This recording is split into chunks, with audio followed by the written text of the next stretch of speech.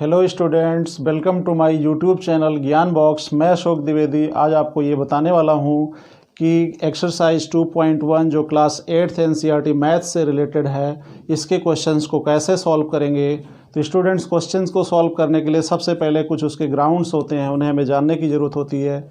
ये जैसे कि चैप्टर रिलेटेड है एक चर वाले रैखिक समीकरणों से, तो हमें ये जानने की ज़रूरत है कि रैखिक समीकरण क्या होते हैं और इसमें एक चर की बात की गई है। तो पहले से हम परिचित हैं कि चर और अचर संख्याएं क्या होती हैं। चर संख्याएं वे हैं जैसे x, y, z, u, v, w। ये नंबर्स जो होते हैं ये वेरी करते हैं, बदलते रहते हैं, इसलिए इन्हें वेरिएबल या चर कहते हैं। और भी नंबर्स हम चर कंसिडर कर सकते हैं। और अचर नंबर होती हैं गिनतियाँ, counting numbers as like 1, 2, 3, 4, 5 and so on. ये सभी नंबर्स अचर होती हैं। तो स्टूडेंट्स, चर और अचर जानने के बाद में हम ये देखते हैं कि ये रैखिक समीकरण क्या होते हैं। रैखिक समीकरण होने के लिए आवश्यक होता है कि जो भी यहाँ पे व्यंजक लिखे जाएंगे वो सभी व्यंजक में पावर 1 होनी चाहिए। लेकिन उस जो हमने व्यंजक शब्द इस्तेमाल किया उससे पहले ये भी जानना ज़रूरी है कि व्यंजक क्या होता है। तो व्यंजक जानने के लिए हमें ये जानना चाहिए कि चर और अचर संख्याएं क्या होती हैं। ये चीज़ हमने जान लिया है। अब इन्हीं चर और अचर संख्याओं के बीच में हम एक रिलेशन बना लेते हैं। वो रिलेशन हो जाता है हमारा, जैसे मान लीजिए हमने लिख लिया 2x, तो 2 और x का मल्टीप्लाई 2x होगा। 2x हमारा एक व्यंजक है और व्यंजक होने के साथ साथ यहाँ पे ये सिंगल टर्म का व्यंजक है, यानी एक ही पद का व्यंजक है जिसके अंदर 2x टर्म है। तो इस तरह से हम यहाँ देख पाते हैं कि व्यंजक जो है एक रिलेशन है, रिलेशन बिटवीन चर और अचर संख्याएं, यानी चर और अचर संख्याओं के बीच में एक संबंध है, उससे हमारा व्यंजक बनता है। तो ऐसे ही हम ये देख पा रहे हैं कि ये सभी रैखिक व्यंजक हैं। तो ये रैखिक व्यंजक क्यों हैं? क्योंकि यहाँ पे चर में घात 1 है, यहाँ भी चर में घात 1 है, यहाँ भी चर में घात 1 है। तो घात 1 होने से ये रैखिक व्यंजक बन जाते हैं। अगर हम इनका ग्राफ खींचते हैं तो एक सीधी रेखा मिलती है, इसलिए रैखिक व्यंजक है। दूसरी तरफ हमने लिखा हुआ है कि कौन से टर्म ऐसे हैं, कौन से व्यंजक ऐसे हैं जो रैखिक व्यंजक नहीं बनाते हैं। तो रैखिक व्यंजक न बनाने वाले व्यंजक हैं यहाँ पे x² + 1। तो जैसे हमने यहाँ देखा, इसमें x की घात 2 है, यहाँ पे y की घात 2 है, यहाँ पे z की घात 2 और 3 है। अगर घात 1 होती तब तो ये रैखिक व्यंजक होता। घात 1 से ज़्यादा है इसलिए रैखिक व्यंजक नहीं होगा। उसके बाद हम बात करते हैं समीकरण की, कि समीकरण क्या होता है। तो समीकरण मीन्स वहाँ पे दो पक्षों के बीच में एक समता होनी चाहिए। जैसे जब हम किसी भी दुकानदार के पास जाएंगे तो मान लीजिए हमें आलू लेना है, तो आलू लेने के लिए सबसे पहले 1 केजी आलू लेना है। तो दुकानदार क्या करता है कि एक तरफ 1 किलो का बाट रखता है, दूसरी तरफ आलू रखता है। आलू को तब तक रखता जाता है जब तक कि वो बैलेंस नहीं हो जाती। बैलेंस होने के बाद वो हमें सामान देता है और हम उसका दाम देते हैं। तो इस तरह से समीकरण में हम देखते हैं कि बैलेंस होता है, यानी लेफ़्ट साइड का जो भी बैलेंस होगा वो राइट साइड के बराबर होता है। यानी उसमें दो पक्ष होते हैं, लेफ़्ट साइड और राइट साइड, दोनों के बीच में समता होती है, यानी बराबरी होती है, इक्वल साइन होता है। तो इस तरीके से हम ये समझ सकते हैं कि रैखिक व्यंजक एक रिलेशन है जिसके अंदर चर और अचर संख्याएं आपस में आती हैं, गणितीय संबंधों के साथ आती हैं। लेकिन समीकरण के अंदर क्या होता है कि चर और अचर संख्याओं के बीच में जो रिलेशन है उसके अंदर समता होती है, बराबरी होती है। उसमें दो पक्ष होते हैं जो कि लेफ़्ट और राइट से बताए जाते हैं। तो इन्हीं सब टर्म्स के आधार पे अब हम ये देखेंगे कि ये रैखिक समीकरण और रैखिक व्यंजकों को हम कैसे हल कर सकते हैं, जिससे कि एक्सरसाइज की प्रॉब्लम्स को भी सॉल्व कर सकें। और स्टूडेंट्स, ये भी समझने की आवश्यकता है कि ये बीजगणित है, तो बीजगणित हमें कैसे हमारे डेली लाइफ में कैसे काम आ सकती है। 3 चीज़ों पर भी हम बात करेंगे। जैसे हम सबसे पहला एक्सरसाइज का क्वेश्चन देखते हैं, तो वो क्वेश्चन कुछ इस तरह से है कि x - 2 = 7 है। अगर हम इसको ऐसे ही जनरली बात करें तो हम आपसे ये पूछ सकते हैं कि कौन सी ऐसी नंबर है जिसमें से 2 माइनस करने पर 7 आता है। तो इस प्रॉब्लम को हम अगर चाहें तो बीजीय व्यंजकों के माध्यम से शो कर सकते हैं। तो उस कौन सी नंबर को हमने मान लिया x है, x में से हमने 2 माइनस कर दिया, हमें मिल रहा है 7। तो इसी तरह से ये प्रॉब्लम दिया हुआ है। एक्सरसाइज 2.1 का पहला क्वेश्चन इसी तरह से दिया हुआ है कि कौन सी वो नंबर है जिसमें से 2 घटा दें तो हमें 7 मिल जाता है। तो वो कौन सी नंबर को हमने x ले लिया है, क्योंकि वो नंबर हमें पता नहीं है कि कौन सी है, तो x - 2 = 7। ये क्वेश्चन है। अब इस क्वेश्चन को सॉल्व कैसे करेंगे? सॉल्व करने के लिए हमने यहाँ पे दिखाया कि एक समीकरण है, क्योंकि यहाँ लेफ़्ट और राइट दो पक्ष है, दोनों के बीच में बराबरी है, समता है, तो इसलिए समीकरण हुआ। इस समीकरण को हल करने के लिए हमें यहाँ से x की वैल्यू लेनी है। तो इस वैल्यू को निकालने के लिए सबसे पहले यहाँ पे जो 2 है उस 2 को रिमूव करना है। 2 को हम कैसे हटा सकते हैं? 2 को हटाने के लिए यहाँ पे अगर हम +2 कर दें तो यहाँ पे 2 और 2 एक दूसरे से कैंसिल आउट होंगे, 0 बन जाएंगे। लेकिन हमने कहा समता है, तो समता में अगर हम एक साइड कुछ जोड़ते हैं तो हमें दूसरी साइड भी कुछ जोड़ना पड़ेगा, कुछ घटाते हैं तो घटाना पड़ेगा। यहाँ साथ में 2 जोड़ देंगे, क्योंकि हमने 2 लेफ़्ट में जोड़ा है तो 2 राइट में भी जोड़ना पड़ेगा। इस तरह से ये बन जाएगा x, क्योंकि 2 से 2 कट हो जाएगा, और ये 7 और 2 मिल कर के 9 हो जाएगा। तो वह नंबर कौन सा है? 9 है। यानी वह नंबर 9 है, जिसमें से 2 माइनस करते हैं तो 7 आ जाता है। ये हमारा आंसर हो जाता है। ऐसे इसका दूसरा क्वेश्चन है। दूसरे क्वेश्चन में है कि y + 3 = 10। इसको हम ऐसे बता सकते हैं कि वह कौन सी नंबर है जिसमें 3 जोड़ते हैं तो 10 हो जाता है। मान लीजिए हमें पता नहीं है, तो हमने उस नंबर को y मान लिया। y मानने के साथ में हमें क्या करने की ज़रूरत होगी कि जैसे यहाँ पे y + 3 = 10 है, तो हमें y की वैल्यू चाहिए कि नंबर कौन सी है वो। तो इसके लिए 3 को यहाँ से हटाना पड़ेगा। 3 को हटाने के लिए हमें यहाँ से 3 माइनस करने की ज़रूरत होगी। माइनस इधर करेंगे तो हमें इधर भी माइनस करना पड़ेगा। कारण आप जानते हैं कि क्यों करना पड़ेगा। यहाँ से 3 - 3 दैट इज़ 0, यहाँ 0 हो गया। 10 में से जब 3 जाता है तो 7 आ जाता है, y की वैल्यू 7 हो जाती है। इस तरह से इसका आंसर y = 7 आ जाता है। क्वेश्चन नंबर 3 है हमारा। थर्ड क्वेश्चन के अंदर है कि 6 = z + 2, यानी वो कौन सी नंबर है कि जो z में 2 जोड़ने पर मिल जाती है, और वो नंबर मिलती है 6। यानी कौन सी नंबर ऐसी है जिसमें 2 जोड़ते हैं तो हमें 6 मिलता है। तो ये भी बहुत आसान सी बात है।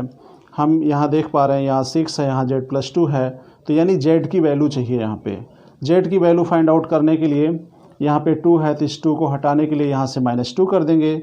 साथ ही साथ हमें इस क्वेश्चन में यहाँ 6 में भी 2 माइनस करने की ज़रूरत होगी। तो यहाँ 6 में से 2 जाएगा तो 4 हो जाएगा, और यहाँ से 2 कट हो जाएगा। Value of z is 4, hence answer is z = 4।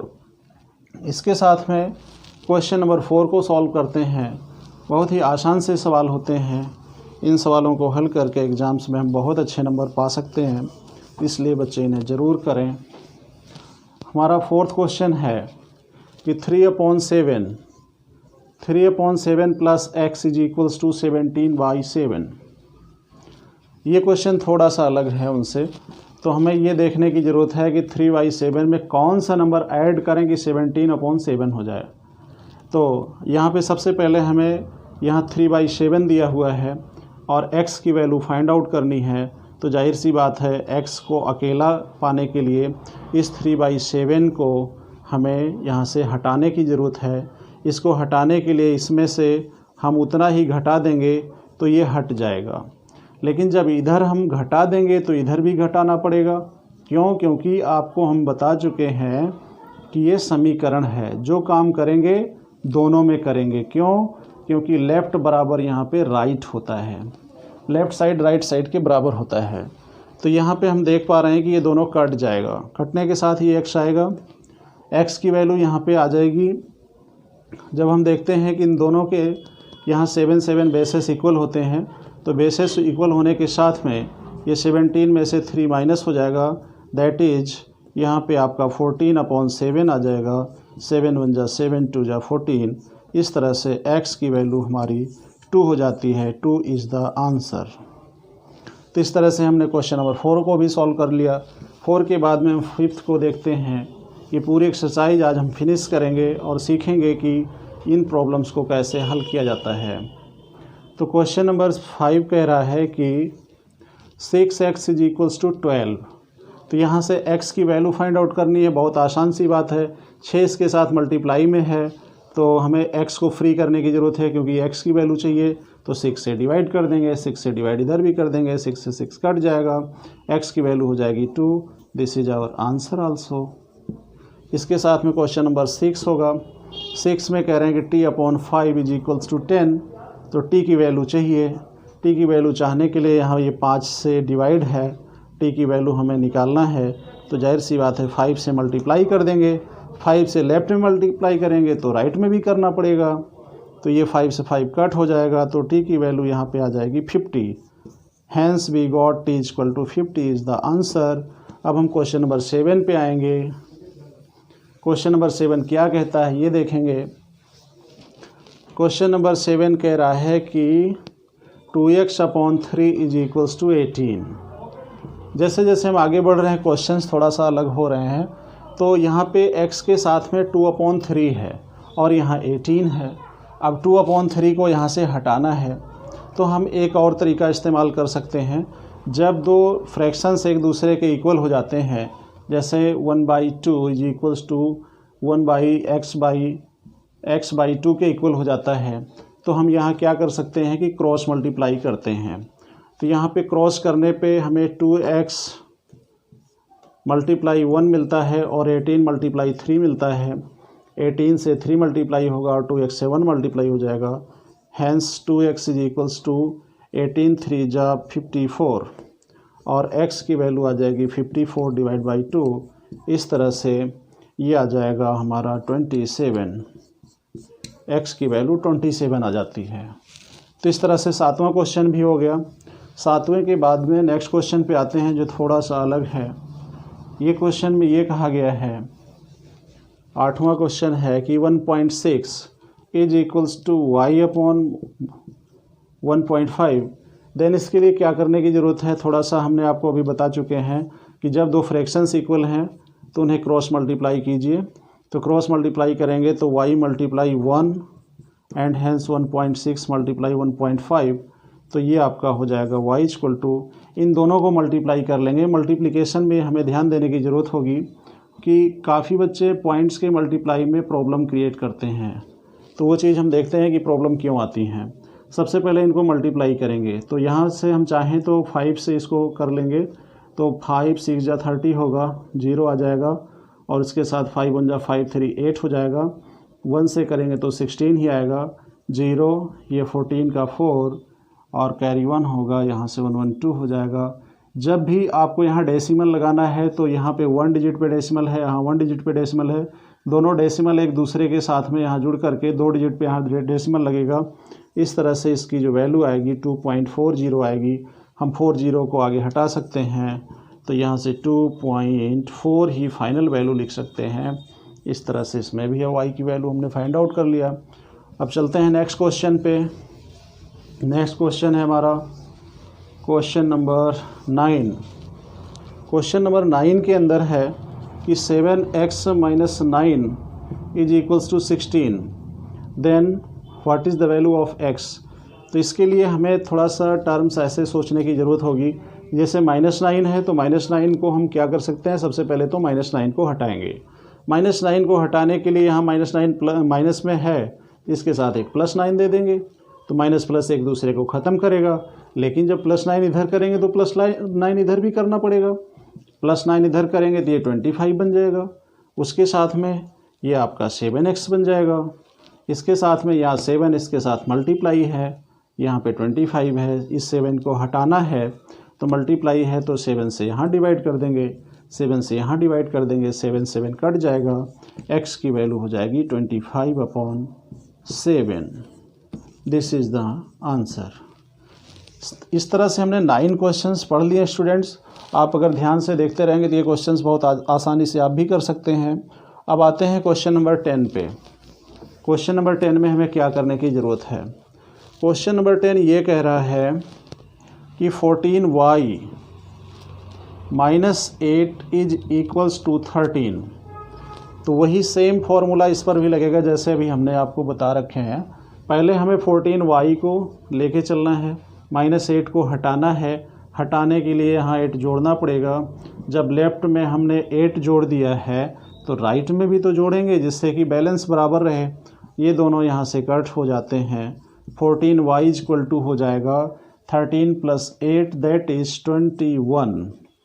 और यहाँ से y इज इक्वल्स टू हो जाएगा 21/14। अब यहाँ पे क्या करना है, इसको हम देखें कौन सी नंबर से ये कट हो सकता है। तो 14 कट हो जाएगा, 7 से कट करते हैं तो 7 2 जा 14, 7 3 जा 21, hence y is equal to 3/2। यहाँ y की वैल्यू हमें 3/2 मिल गई है। इस तरह से क्वेश्चन नंबर 10 को भी हमने सॉल्व कर लिया। अब हमारे दो क्वेश्चंस बचते हैं, क्वेश्चन नंबर 11 और क्वेश्चन नंबर 12। क्वेश्चन नंबर 11 क्या कह रहा है, फर्स्ट ऑफ ऑल यहाँ पे ये कह रहे हैं कि 17 + 6p इज इक्वल्स टू 9। जैसे कि हमने आपको बताया था कि p भी यहाँ पे चर संख्या ली जा सकती है, क्योंकि चर संख्या लेने के लिए कोई भी अल्फ़ाबेट हम इस्तेमाल कर सकते हैं, बट हम जनरली XYZ को लेते हैं, तो p भी यहाँ पे चर संख्या है। तो p की वैल्यू यहाँ पे हमें फाइंड आउट करनी है। देन 6p ऐसे ही रहेगा। 6p के बाद में यहाँ 6p को हम रोक लेते हैं तो ये हो जाएगा 9 - 17। ये कैसे हो सकता है, हम चाहें तो इस 17 को इधर ले आ सकते हैं, 17 इधर लाते ही ये माइनस हो जाएगा क्योंकि यहाँ पे प्लस है। और यहाँ से ये ध्यान देने की थोड़ी आवश्यकता होगी कि 17 में से जब 9 जाएगा तो बचेगा कितना। तो इसको हम ऐसे कर सकते हैं, ये प्लस का नंबर है, पहले 17 में से 7 निकालेंगे तो बच जाएगा 10, और फिर उसमें से 2 निकालेंगे तो बच जाएगा 8, यानी -8 आएगा। -8 क्यों आएगा, यहाँ पे 17 का जो साइन है वो माइनस है, इसलिए यहाँ पे जो नंबर फाइनल आएगी वो हो जाएगी -8। इस तरह से ये हमें -8 मिलेगा। और जब हम p निकालते हैं तो यहाँ 6p की वैल्यू -8 है, तो 6 को हटाने के लिए 6 से इसे डिवाइड कर देंगे, 6 से c कट हो जाएगा, p की वैल्यू -8/6 आएगा। इसको हम कट कर देंगे तो 2 3 जा 6, 2 4 जा 8, हैंस वी गॉट -4/3। इस तरह से हम लास्ट क्वेश्चन तक आ रहे हैं। हमारा क्वेश्चन नंबर नेक्स्ट है 12। 12 के अंदर हमें क्या करना है, सेम यही सब सारी चीज़ें जो हमने अभी सीखे हैं वो सारे काम 12th में भी करना है। तो 12 क्वेश्चन को हम इस तरह से देख पा रहे हैं कि ये है आपका x/3 + 1 इज इक्वल्स टू 7/15। जैसे यहाँ 1 है, सबसे पहले यहाँ से 1 को हटाना है। 1 को हटाने के लिए हम यहाँ से चाहेंगे कि 1 को माइनस कर देते हैं, तो 1 इधर भी माइनस कर देंगे, तो ये हो जाएगा x/3, और यहाँ से 1 से 1 जाएगा 0 हो जाएगा। दिस इज इक्वल्स टू 7, और यहाँ 1 कर लेंगे तो सबसे पहले नीचे 15, और 15 के साथ में ये हो जाएगा आपका, यहाँ से 7 1 जा 7 -15, तो 15 में से जब 7 जाएगा तो 8 होगा, -8/15, हैंस x/3। यहाँ पर भी cross multiplication, 15x is equals to -8 × 3, hence x is equals to -8 × 3 divide by 15, 3 1 जा 3, 5 जा 15, hence value of this is -8/5। इस तरह से स्टूडेंट्स हमने जो है एक्सरसाइज 2.1 के सारे क्वेश्चंस एक ही बार में समझ लिए हैं। तो इस तरह से अन्य क्वेश्चंस के सॉल्यूशंस पाने के लिए आप हमारे चैनल पे बने रहिए और लगातार देखते रहिए इन वीडियोज़ को, इन क्वेश्चंस के सॉल्यूशन को, और इन्हें आप लाइक कर सकते हैं, सब्सक्राइब तो ज़रूर ही करें, क्योंकि जिससे आपको ये सभी वीडियो आसानी से मिलती रहें। तो और इसे अपने दोस्तों को भी शेयर करें, जिससे कि उनके पास तक भी ये सॉल्यूशंस आसानी से पहुंच जाएं और वो भी एग्ज़ाम में अच्छे नंबर लेकर के पास हो सकें और अपने ज्ञान को बढ़ा सकें। तो मिलते हैं नेक्स्ट वीडियो में, तब तक के लिए बहुत बहुत धन्यवाद।